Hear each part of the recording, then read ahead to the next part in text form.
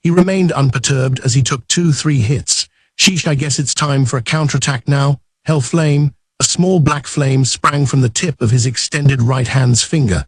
It flickered faintly, as if one breath could extinguish it. It caught the Principality Observation's attention, but it was laughably tiny compared to the angel's gleaming body. However, with a whoosh, the Principality Observation went up in flames. The resulting heat was so intense that Nigun and his men, even at a distance, couldn't keep their eyes open. Within the roaring blaze, which threatened to burn up even the heavens, the angel's form melted and disappeared. It happened all too quickly. Then, having burned up its target, the black flame also faded away. Nothing was left behind. It was as if both the angel and the black flame had never been there at all. That's absurd in one shot. Eeg. How can that be? Nigun's yells mingled with the chorus of confused voices. He didn't even realize he was shouting. He was just saying whatever came to his mind. He had no sense of how loud or shrill he was. Principality Observation was a high-level angel. Furthermore, its ratio of ability points for attack to defense was 3-7. It had the highest defense of all the principalities that could be summoned on the same tier of magic. Plus, Nigun had a talent that strengthened any monsters he summoned. The effect wasn't huge, but the powers of monsters he summoned were stronger. That meant that not many people could defeat a Principality Observation summoned by Nigun, and to do it with just one spell, he'd never seen anyone capable of something like that in his life. It was impossible even for the members of the Black Scripture. They were near the limits of human potential, as Nigun understood it. In other words, Aints Ulgaun's power was superhuman. Impossible. That can't be. There's no way you can destroy an elite angel with just one spell. What kind of monster are you?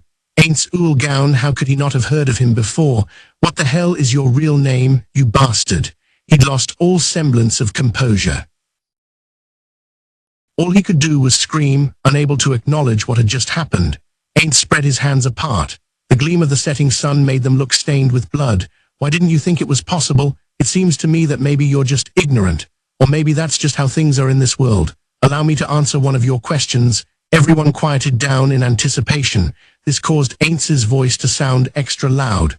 My name is Aints Ulgaun. It's not a pseudonym. This wasn't the answer they'd wanted, but Nigun could sense the pride and joy coming through in every word. It all left him speechless. It was a mysterious answer from a mysterious stranger. It made sense in this messed up situation. Nigun felt like his shallow breathing was obnoxiously loud. The wind blowing over the plain was obnoxiously loud too. His heartbeat felt abnormally loud. Someone's heavy, irregular breathing sounded like they'd been doing sprints. He thought of various ways to console himself, but the sight of Aints taking both of those swords, the sight of him wiping out all of those angels with one spell, drowned it out. He was more of a monster than Nigun ever could have expected. I can't win, Captain. What should we do? Figure it out yourself. I'm not your mother, damn it. The frightened look on his subordinate's face after being yelled at brought Nigun back to reality. He couldn't lose composure in the face of this unknown monster. As the sun set, darkness swallowed the world bit by bit. Along with it, the jaws of death seemed to open, ready to swallow everything up. Frantically suppressing his fear, Nigun gave orders. Defense, anyone who wants to live, buy me time. With trembling hands, he took a crystal from his breast pocket. The chains of fear bound his normally quick subordinates. Their movements became sluggish. Even a soldier who wasn't afraid of death would hesitate when asked to act as a shield against such a monster.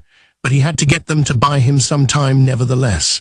200 years ago, when an evil spirit had been terrorizing the continent, a single angel was said to have destroyed it. Sealed in this crystal was magic to summon that most powerful angel. It had the capacity to take out an entire city with ease. Nigun had no idea what it cost or how much effort was needed to summon this angel, but if he could kill this unfathomable foe, Aints Ulgaun, then it would be worth it. More than anything, they'd all be doomed if he didn't use the crystal and then Aints stole it. Those were the excuses he used in his head. In reality, he was just scared to become a lump of meat like the many beings he'd slayed. I'm going to summon the highest level angel. Buy me time. Dangling that carrot perked his men right up. The flame of hope blazed, and Aints must have noticed, but he didn't do anything to stop it. He was just muttering things Nigun couldn't understand. So he has a crystal with magic sealed inside. From the sparkle, it doesn't seem to be super tier. And it's probably an item we had in Yggdrasil, so the highest level angel would be Seraph class. Albedo used some skills to guard me. I highly doubt it would be a Seraph or a Sphere, but even if it were a Seraph from the Empyrean, we'd have to fight with all we've got. Or I wonder if it could be a monster specific to this world. Ain't stood unmoving while the crystal glittered in Nigun's hands. It broke down as crystals do when used. Then, it was as if a sun that had been trying to hide suddenly appeared at ground level. The plain was filled with explosive white light, and a faint scent tickled everyone's nostrils. The legendary angel of whom tales had been told throughout the ages arrived before them. Nigun reacted joyously. Behold, the noble Dominion authority. The angel was a cluster of sparkling wings. Inside, a hand was holding the symbol of sovereignty, a scepter, but besides that there were no legs or a head or anything else. Its appearance was certainly strange, but no one could doubt that it was holy. From the moment it showed itself, the air was purified. Before this supremely good being, Nigun's subordinates' emotions exploded, and they burst into applause. This will be able to kill Aints Ulgaun. It's his turn to be scared. Know your folly before the power of the gods. Faced with the object of their delight, it was all Aints could do to string a few words together. That's it, is this you getting serious? This angel is the ace up your sleeve. Aints' astonishment banished Nigun's insecurity from earlier. He started to feel pretty good. Yes, that's right. This is the highest level angel. I know you can't help but be frightened. Normally it would be a waste to use something like this, but I decided you were a worthy adversary. What the heck? Aints slowly raised a hand and put it over his mask. Nigun could see the gesture as stemming from despair. Aints Ulgaun, I summoned the highest level angel against you. I respect you as an opponent. Take pride in that. You are a tremendously powerful caster. He solemnly shook his head. Honestly, I'd like to welcome you as a brother. It would be great to have someone as powerful as you for an ally, but forgive me. My orders this time don't allow for that. But we will remember you, the caster who forced us to summon the highest level angel. In response to Nigun's admiration came a cold voice. This is truly ridiculous. What? Nigun couldn't comprehend what had just been said. From his point of view, Aints was nothing more than an offering to this angel, but Aints seemed far too relaxed. Albedo, I'm sorry for actually taking precautions against this. You even used some skills for me. It was nothing, Lord Aints. If you consider the possibility that something more than we were expecting could have been summoned, it makes sense that we should try to lower the chance you would be injured as much as possible. Well, you're right, of course. Even so, I can't believe that this is all they could muster. I'm stunned. The two of them were giving off a strong indication that even bothering with Nigun and his men any longer was absurd. Nigun began to get hot under the collar. How can you act this way before the highest level angel? He bellowed at them as they chatted in a leisurely manner, ignoring him. His delight was cancelled out by their overwhelmingly superior attitude. His previous insecurity and fear returned. Aints Ulgaun couldn't possibly surpass even the highest level angel, could he? No, it can't be, it can't be, it cannot be. No one should be able to beat this angel. It even beat an evil spirit. No human can win against this angel. You must be bluffing. This has to be a bluff. Nigun no longer had the means to control his emotions. He couldn't accept that there could be an enemy of the slain theocracy who was stronger than their strongest angel. Nor could he accept the fact that that enemy was standing in front of him. Use Holy Smite. There was a realm of magic humans could never reach tier 7 and above. In the slain theocracy, they were able to use some of those spells by performing large-scale ceremonies, but a Dominion authority could use them on its own. It wasn't the highest level angel for nothing. The spell Nigun asked for, Holy Smite, was a tier 7 spell. In other words, it was a spell of ultimate power. Okay. I won't budge, so bring it on. Will you be satisfied then? Aints' response was totally easygoing, as if he were yielding at a stop sign. That attitude frightened Nigun.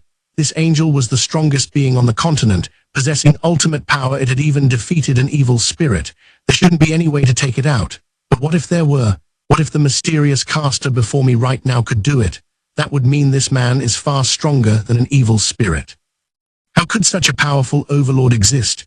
In response to its summoner's wish for an all-out attack, the Dominion Authority's scepter shattered. The shards began slowly revolving around the angel. Aha! A once-per-summoned special ability that amplifies spell power. It seems Dominion abilities are also the same as in Yggdrasil Holy Smite. The spell was cast, and a column of light shone down at least. That's what it looked like.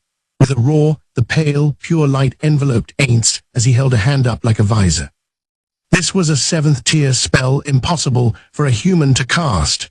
Beings of evil would be cleansed by absolute purity. Even if they were good, they would meet the same fate.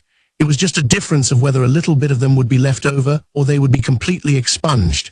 That's what a spell that transcended human potential could do. It would be strange if it couldn't do something like that. But Aints was fine. The monster had neither been expunged, nor fallen to the ground, nor burned to a crisp, nor anything else. He was standing there on his 2 feet. He was even cackling. Ha ha ha ha ha. Just what I'd expect from a spell cast by a being strong against evil. So this is what it's like to take damage. This is pain then, I see. But even in pain I can think clearly and my movements are not inhibited. The column of light faded despite not having done much of anything. Marvelous. Yet another experiment completed.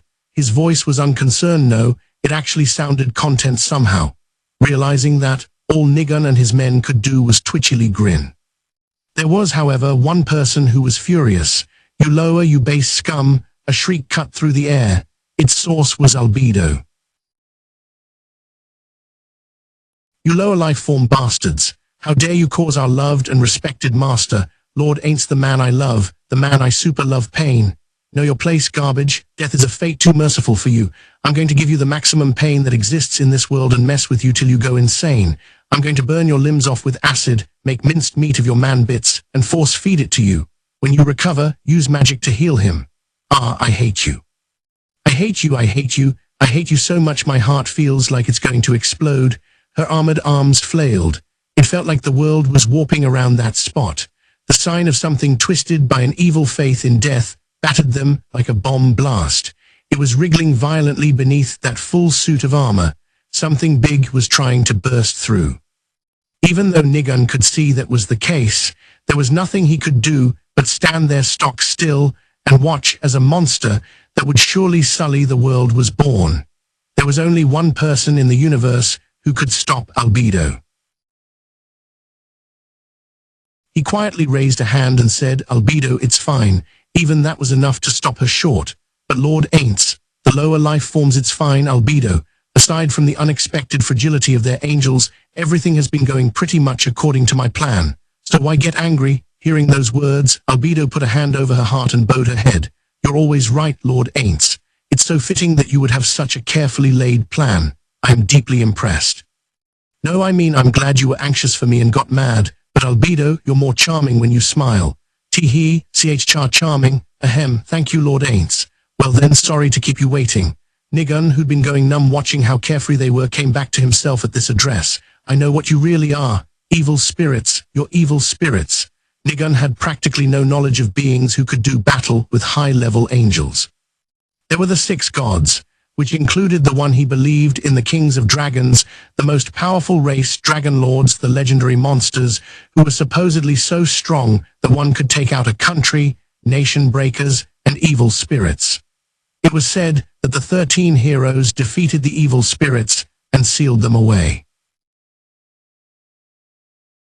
It made the most sense to Nigun to consider that blast just a moment ago the breaking of a seal on an evil spirit. And if they were evil spirits, Nigun still had a slight hope that it would be possible to defeat them as long as he had his angel. Again, beat him down with holy smite. Ain't said he'd felt pain last time, so maybe he took damage. He is standing, but maybe that's all he can manage. Innumerable maybes occupied his mind. If they didn't, it would surely break. But Aints wasn't about to let him attack twice. It's my turn, isn't it? No despair, black hole. A tiny dot appeared on the Dominion Authority's glimmering body. Before everyone's eyes, it grew bigger and bigger, a vacuum.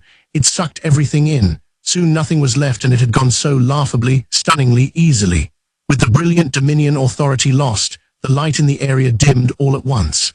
The wind rushing over the plains, rustling the grass, seemed to echo. In the midst of the silence, a hoarse voice spoke. What are you, Nigun? Asked the impossible being again. I've never heard of a caster by the name of Aints Ul Gaun. But then, someone who can take out the highest level angel in one shot shouldn't exist. It would be wrong for such a person to exist. He shook his head weakly. All I know is you're vastly stronger than evil spirits. It doesn't make sense what I'm Aints Ulgaun, once this name was known by all. But I think that's enough chatting, don't you? Any more than this would be a waste of time for both of us. To prevent further time wasting, I've cast anti-teleportation magic around here, and I have men waiting to ambush you throughout the area, so escape is impossible. The sun had sunk completely below the horizon, and the land was wrapped in darkness. Nigun felt like this was the end, and it was obvious that it was the case. Suddenly, space broke over his crouching men like a clay pot shattered, but it was back to normal in an instant, leaving no trace of the abnormal view. As Nigun floundered for an explanation, Aints gave him one. Sheesh, you should be grateful. It looks like someone was trying to monitor you with intelligence magic. Luckily, I was within range and my attack wall activated, so I don't think they managed to get more than a peek. Sheesh, if I'd have known this would happen, I would have linked it with a higher level attack spell. Those words were a revelation for Nigun. His home country must have been checking in on him periodically. If I only use explosion boosted to have an increased area of effect, they might not learn their lesson anyhow. That's enough fooling around, I think. Realizing what he meant, a chill went down Nigun's spine. The taker of life was about to be taken. He was so scared he couldn't stand it. Just like everyone whose life he had taken, he was terrified to have his life stolen away. The eyes of his subordinates gathering on him were bothersome. He felt like he might start to cry. He wanted to cry and scream and beg to be spared, but Aints didn't look like he was big on mercy. So he held back his tears and groped frantically for a plan. But no matter how much he thought, there was no one to support them. In that case, all he could do was depend on Aints's mercy. Wait, he said. Please wait a moment, Sir Lord Aints Ulgaun. Please wait. I want to make a deal. I swear you'll come out ahead. I'll pay you whatever you want if you'll spare our lives. No, even just my life. In his peripheral vision, he could see his subordinates staring agape at him, but they were no longer his concern. What was important now was his own life, nothing else. His subordinates were replaceable, but he was not. He ignored their resentful voices and continued. It must be hard to satisfy such a great caster as yourself, but I will match your desired amount as closely as possible. I may not look it, but I'm quite a valuable asset to my country. I'm sure they would pay an exceptional sum. Of course, if there is something you would prefer besides money, I could arrange that as well. So please, I beg you, spare my life. Nigun gasped a few times after saying all that in one breath. So how about it, Lord Aints Ulgaun? A soft, friendly woman's voice responded to Nigun's desperate plea. Did you not refuse Supreme being Lord Aints's most merciful offer earlier? But I understand what you're saying. You thought, even if I took that deal, I would have been killed. I want to live. Right. The suit of armor's helmet moved, as if to say, good grief. That attitude is plainly mistaken. Lord Aints wields the power of life and death in Nazareth. So when he says you will die, you lower life. Humans bow your heads and wait for the end, full of gratitude. She spoke in a tone that showed she believed every word from the bottom of her heart. She's insane. This woman has no means of rational thought. She's completely bonkers. Fully realizing this, Nigun turned to Aints with a glimmer of hope. Aints had been silently listening to their conversation up to that point. When he realized they were waiting for his decision, he shook his head and said, sheesh. Let's see. I think it went something like, quit your futile flailing and die quietly. I'll take pity on you and kill you painlessly. Night had fallen on the plain. Walking along, Aints looked up and noticed again how full of pretty stars the sky was. Maybe I went a tad overboard. As long as Albedo was watching, he couldn't do anything clumsy. As master, he had to carry himself properly in front of his servant. Partly due to that, he might have gotten a little carried away. But still, he'd been playing his part as if his life depended on it. So did I pass or not? As long as she's not disappointed in me. Aints didn't know she was thinking, holy cow, you were so cool, Lord Aints. Tee-hee-hee-hee-hee, beneath her close helmet. So he ran over again in his head how he had acted that day. But Lord Aints, why did you save Gazef? I wonder he didn't feel like he could accurately explain the workings of his heart at that moment, so he said something else instead. It was a problem we brought on them, so I figured we should be the ones to solve it if we could. Then why did you give him that item? That was strategic planning. Him having that was handy for me too. The item he'd given Gazef was a cash store item from Yggdrasil. One Aints had quite a few of. He didn't think he'd be able to acquire any more. Giving one away this time wasn't a major loss. In fact, Aints was happy to see their number decrease. Those items were consolation prizes for the 500 yen gacha. Having so many just reminded him how he'd wasted all his money and ended up poor. But it wasn't just that. After pouring so much cash into it, and finally getting the super rare item he'd been after, his former guildmate Yameko got it on her first try. The shock from that still remained in his mind. He'd thought to throw them away many times, but when he remembered that each one had cost 500 yen, he couldn't just chuck them. I could have used that item, or not. Either way was no loss for me, so wouldn't it have been better for me to wipe them out? There was no need for you to save that lower life form. I didn't sense any truly formidable signals in the area.